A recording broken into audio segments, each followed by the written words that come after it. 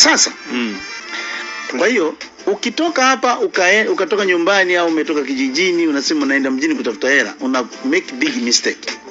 Kwa sababu hela hazitafutwi. Hela sio zile karatasi. Hela ni wewe. Hela ni wewe. Unauzika.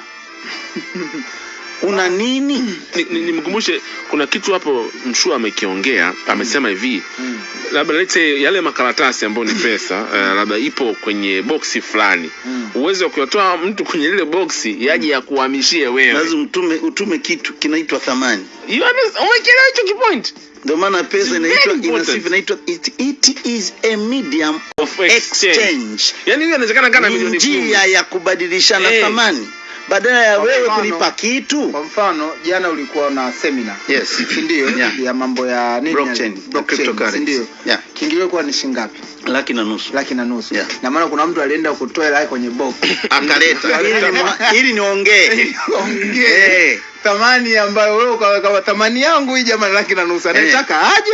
Asetaka aje. Aliona kwamba okay naenda kumsikiza Mr. Kabenda akatoa pesa akuletea wewe. Huja kaba, huja. Sasa kabla ya kuanza kutafuta hela jiulize wewe una thamani ya nini ili yule mtu akupe.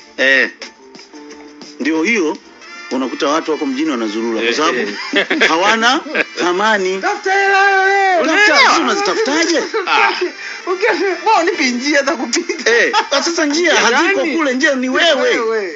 Wewe ukishindwa kutengeneza thamani ambayo watu wanakuhitaji, hauwezi kupata pesa. Ndio mimi vijana wengi tu wanakuja brother, nimekwama, yani mambo hayaendi. Nikamwambia sio kwamba mambo hayaendi.